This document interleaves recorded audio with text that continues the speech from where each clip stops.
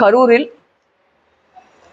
பாரதிய ஜனதா கட்சியினுடைய மாவட்ட தலைவர் திரு செந்தில்நாதன் ஒரு பொதுவெளியில அவர்கள் நடத்திய, குறிப்பாக பெண்கள் பாதுகாப்புக்காக நடத்தின ஒரு கண்டன கூட்டத்துல என்னை, ஒரு பெண்ணை, ஒரு சாதாரண ஒரு எளிய விவசாய குடும்பத்திலிருந்து, ஒரு குக்கிராமத்திலிருந்து, ஒரு தனியொரு பெண்ணால் வளர்க்கப்பட்டு ஒரு 30 ஆண்டு காலம் அரசியல போராடி ஒரு பஞ்சாயத்து யூனியன் கவுன்சிலரா இருந்து கட்சியில பல்வேறு மாநிலங்கள்ல கட்சி பணியாற்றி 7 ஆண்டுகளா நாடாளுமன்ற உறுப்பினராக மக்களால் 2வது முறையாகவும் தேர்ந்தெடுக்கப்பட்ட ஒரு நாடாளுமன்ற உறுப்பினரை ஒரு மிக ஆபாசமாக, அருவருக்கத்தக்க வகையில் ஒரு கண்ணியத்தையும் ஒழுக்கத்தையும் சிதைக்கும் வகையில ஒரு பொதுவெளியில ஆபாசமா பேசுறாரு.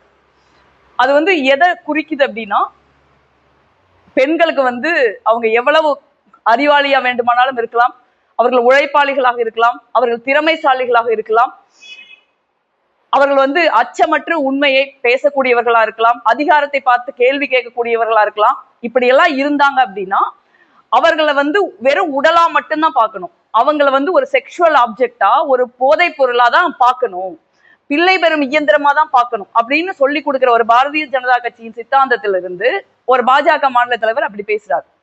இதை பாரதிய ஜனதா கட்சிக்கு பெருமையா இருக்கலாம். ஏன்னா அதனாலதான் இன்னைக்கு வரைக்கும் அவர் மேல அவர் நடவடிக்கை எடுக்காம இருக்காங்க. பாரதிய ஜனதா கட்சியின் மாநில தலைவர் அவரே பெண்கள் ஆபாசமா பேசக்கூடியவர் தான்.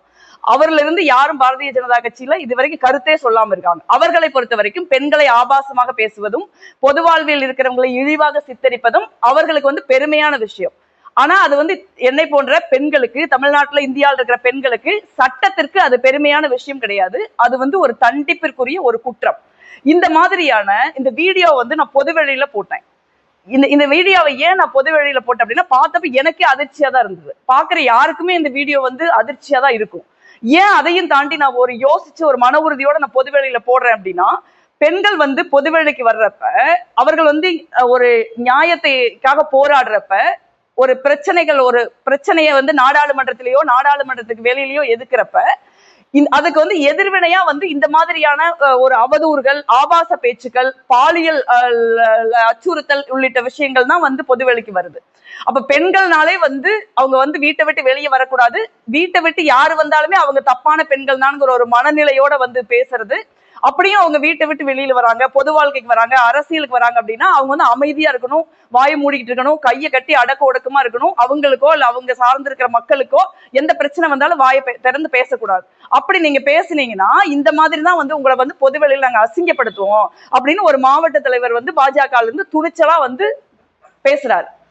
அப்ப பொதுவெளியில் இருக்கிற பெண்களுக்கு இவங்க என்ன சொல்ல வராங்க அப்படின்னா, இனிமே நீங்க பொதுவெளிக்கு வந்தீங்க, பொது வாழ்வுக்கு வந்தீங்க, அரசியலுக்கு வந்தீங்க, வீட்டை விட்டு வெளியில வந்தீங்க அப்படின்னா இதுதான் உங்க கதி, அதனால நீங்களாம் வராதீங்க அப்படின்னு அவங்களுக்கும் அவர்களுடைய குடும்பங்களுக்கும் அது ஒரு மறைமுகமான மிரட்டலாக விடப்படுது.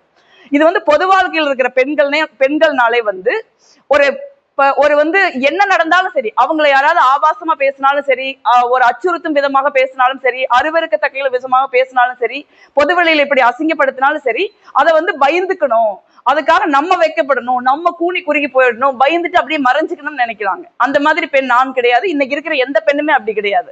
இந்த மாதிரி பொதுவெளியில பேசுறவங்க தான் வெக்கப்படணும், அந்த கட்சியை சார்ந்தவங்க தான் வெக்கப்படணும், அவங்க ஃபாலோ பண்ற சித்தாந்தம் தான் வெக்கப்படணுமே ஒழிய எங்களை மாதிரி நேர்மையாகவும் நெஞ்சுரத்தோடும் கண்ணியத்தோடும் அச்சமற்றும் அரசியல் செய்கிற பெண்களோ இல்ல பொது வாழ்வில் வேற துறைகள் இருக்கிற பெண்களோ இதுக்கு பயப்பட வேண்டியதில்லை. இது ஒரு சாதாரண விஷயம் கிடையாது. இந்த மாதிரி இது எனக்கு தான் முதல் நடந்திருக்குன்னு கிடையாது. எனக்கே பாரதிய ஜனதா கட்சி இதற்கு முன்னே இந்த மாதிரி ஒரு விஷயத்த பண்ணிருக்காங்க.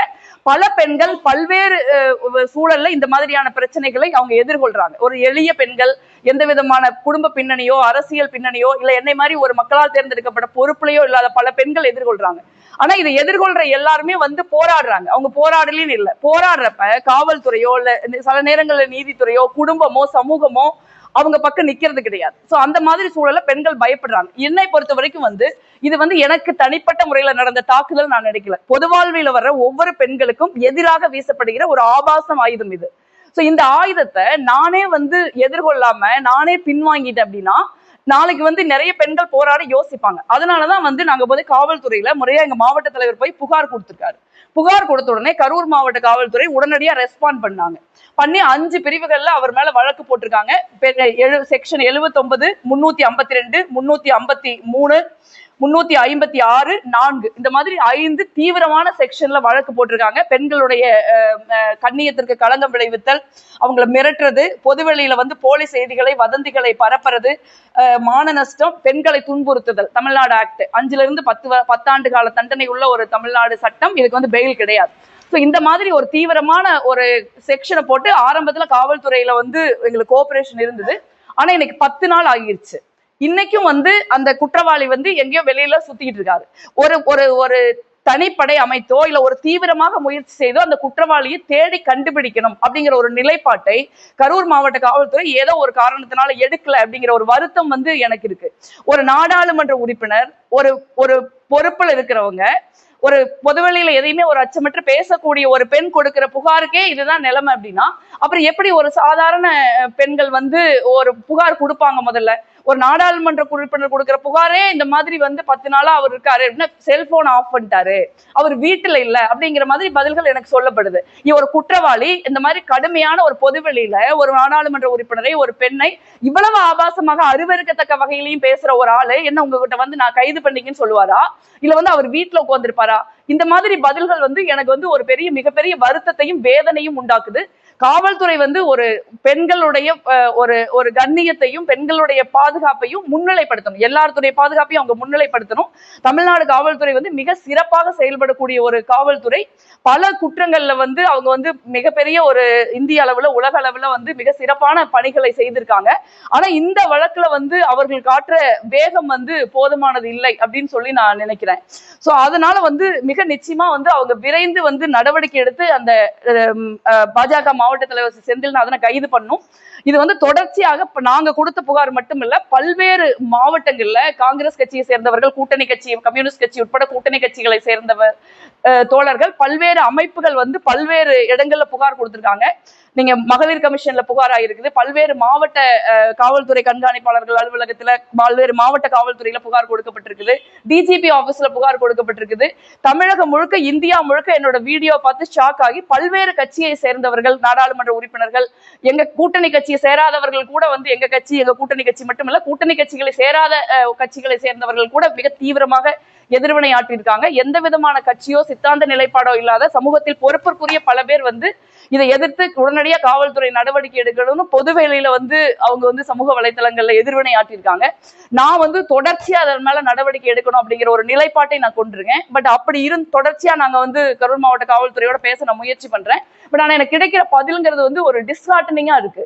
சோ இந்த மாதிரியான ஒரு சூழல்ல வந்து விட்டு போயிடக்கூடாது. இந்த வழக்கை பொறுத்த வரைக்கும் நான் வந்து இந்த வழக்கை எனக்காக மட்டுமில்ல, இங்க சமூகத்துல வீட்டை விட்டு வெளியில வந்து நம்ம படிச்சு ஒரு நல்ல வேலைக்கு போய் நமக்கு பிடிச்ச துறைகள், அரசியல் உட்பட சினிமா உட்பட பிடித்த துறைகள்ல நம்ம வந்து பணியாற்றணும். நமக்கு அறிவு இருக்கு, திறமை இருக்கு, நமக்கு வந்து மிகப்பெரிய ஒரு மன உறுதி இருக்கு, நமக்கு வந்து எல்லாவற்றையும் எதிர்கொள்ளக்கூடிய ஒரு தைரியம் இருக்குதுன்னு நினைக்கிற ஒவ்வொரு பெண்ணுக்காகவும் இந்த வழக்கை இறுதி வரை நடத்தி, உச்சநீதிமன்றம் வேணாலும் போனாலும் அந்த வழக்கை உச்சநீதிமன்றம் வரை நடத்தி இந்த நபருக்கு தண்டனை வாங்கி கொடுக்கணும் இந்த பாஜகவின் மாவட்ட தலைவருங்கிறது நான் உறுதியா இருக்கேன். இந்த நிலைப்பாட்டை காவல்துறை புரிந்து கொள்ளணும். ஒருவேளை வந்து காவல்துறை அவரை வந்து கைது பண்ணாம வந்து இப்படி விட்டுருந்தாங்க அப்படின்னா அவர் வந்து முன்ஜாமீன் பெறட்டும் அப்படிங்கிறதுக்காக கூட அவர்கள் விட்டுருக்காங்களான்னு எனக்கு தெரியல. அப்படி ஒரு நிலைப்பாட்டை அவர்கள் எடுப்பார்களானால் நீதிமன்றத்துல நாங்க நிச்சயமா இம்ப்ளீட் பண்ணி நானே போய் எனக்காக வாதாடுவேன். அந்த வாதாடுறதுங்கிறது வந்து எனக்காக வாதாடுறது மட்டுமல்ல, தமிழ்நாட்டில் இருக்கிற, இந்தியாவில் இருக்கிற ஒவ்வொரு பெண்ணிற்கான ஒரு வாதமாக அந்த வாதம் இருக்கும் அப்படிங்கிறதையும் நான் இங்க பதிவு செய்ய விரும்புறேன். இந்த மாதிரி வந்து பொதுவெளியில ஒரு பெண்ணை அசிங்கப்படுத்துறதன் மூலமாகவும் ஆபாசமாக பேசுறதன் மூலமாகவும் நீங்க வந்து ஒரு பெண்ணை பொதுவெளியில இருந்து அகற்றிடலாம் அப்படின்னு நினைச்சா அது வந்து நிச்சயமா நடக்காது. என்னை போன்ற பெண்கள் வந்து இன்னைக்கு வந்து வேற தலைமுறையை சேர்ந்த பெண்கள் நாங்கெல்லாம் எங்களுடைய நேர்மையையும் எங்களுடைய கண்ணியத்தையும் எங்களுடைய உழைப்பு எங்களுடைய அறிவு எங்களுடைய மன உறுதி எங்களுடைய தைரியத்தை நாங்க நம்புறவங்க. இதற்கெல்லாம் பயந்துட்டு நாங்க பொதுவெளியில இருந்து போக மாட்டோம். அதிகாரத்தை பார்த்து கேள்வி கேட்காம இருக்க மாட்டோம். அதிகாரம் தவறு செய்கிறவர்கள் யாராக இருந்தாலும், அவர் பிரதம மந்திரியா இருந்தாலும் நாங்க வந்து மிக நிச்சயமா வந்து தட்டி கேட்போம். அதற்குதான் எங்களை வந்து நாடாளுமன்றத்திற்கு மக்கள் அனுப்பி வச்சிருக்காங்க. என்னுடைய கடமையை வந்து நான் செய்வேன். என்னுடைய கடமையை செய்யறதுக்கு எனக்கு எதிர்வினை இதுதான் அப்படின்னா அதை வந்து நான் எதிர்கொள்ள தயாரா இருக்கேன். அதுக்கு எனக்கு எந்த விதமான பயம் கிடையாது.